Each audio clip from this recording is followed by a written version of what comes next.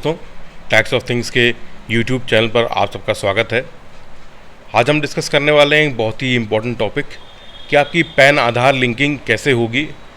वैसे तो last financial year तक पैन आधार लिंकिंग में कोई डिफ़िकल्टी नहीं थी, मगर करंट ईयर में या करंट ईयर के बाद से अब जब भी पैन आधार की लिंकिंग होगी तो उसमें 2 स्टेप या 2 स्टेजेस को फॉलो किया जाएगा।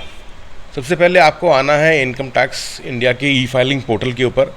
यहाँ पर आपको ई लिंक आधार का टैब मिलेगा, इस पर आप क्लिक कर देना है तो ये आपके सामने लिंक आधार का पोर्टल खुल गया है। मतलब ये पेज है आपका लिंक आधार वाला। और आपको मैं बता दूं कि करंट ईयर से ये 2 स्टेप प्रोसेस हो गया है। जो हमारा फाइनेंशियल ईयर चल रहा है 22-23, इसमें इसको 2 स्टेप कर दिया गया है। पहला स्टेप जो है उसमें आपको चालान का पेमेंट करना है।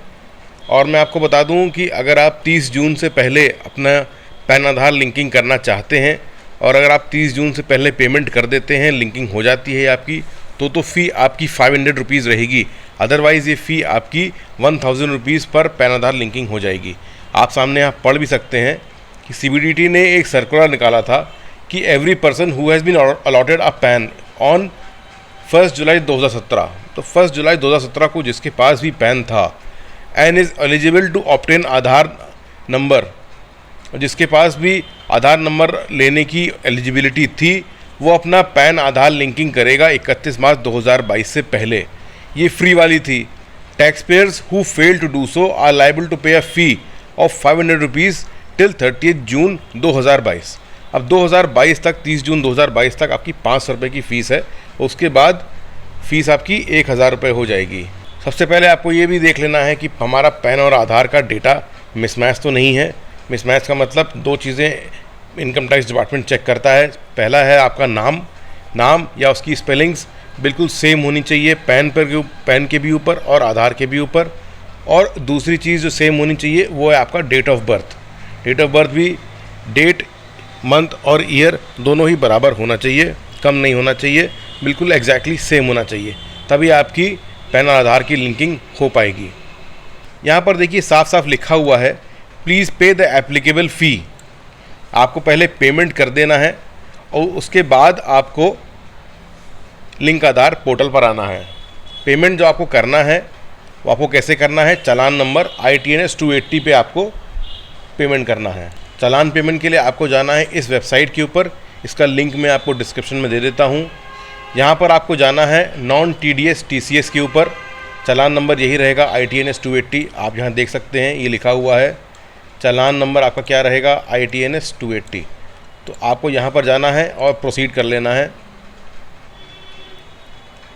पेज आपके सामने खुल करके आएगा। अगर आप इंडिविजुअल हैं तो आपको ये सेलेक्ट करना है 21 income tax other than companies. और जो बहुत इम्पॉर्टेंट पॉइंट है पैन आधार लिंकिंग के लिए, वहाँ पर आपको जाना है इसके अंदर 500 जो टाइप ऑफ पेमेंट है उसका कोड है 500 अदर रिसीट्स। यहाँ पर आपको अदर रिसीट्स कर देना है। पेमेंट आप नेट बैंकिंग से कर सकते हैं या डेबिट कार्ड से कर सकते हैं। नेट बैंकिंग में ऑप्शंस ज़्यादा हैं, डेबिट कार्ड में उतने ज़्यादा ऑप्शंस नहीं हैं। अगर आप नेट बैंकिंग यूज़ करते हैं तो बहुत अच्छा हो जाएगा। क्रेडिट कार्ड या UPI पेमेंट अभी अलाउड नहीं है।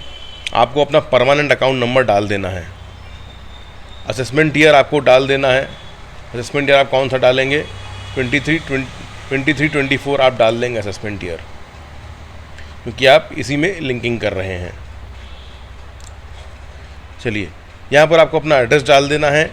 सिटी डिस्ट्रिक्ट में स्टार लगा हुआ है, ये कंपलसरी फील्ड है। स्टेट में कंपलसरी फील्ड है और पिन कोड आपकी कंपलसरी फील्ड है। आप कैप्चा कोड डाल करके प्रोसीड करेंगे तो आपको यही वाला पेज एक बार फिर से दिखाएगा आपको चेक करने के लिए। और उसके बाद आपको बैंक का पेज आ जाएगा, आप वहाँ से पेमेंट कर सकते हैं। जब पेमेंट हो जाएगा उसके 4 दिन बाद, ये देखिए यहाँ पर भी लिखा हुआ है, in case payment is already done on Protean NSDL portal, please try linking after 4 to 5 days from the date of payment. मतलब जब आप पेमेंट कर लेंगे तो उसके 4 या 5 वर्किंग डेज़ लगते हैं उस पेमेंट को आपके पैन पर चढ़ने के लिए, उस फीस को डिपॉजिट होने के लिए। और यहाँ पर भी देखिए लिखा गया है कि आपको माइनर हेड 500 के अंदर फ़ीस पेमेंट करनी है।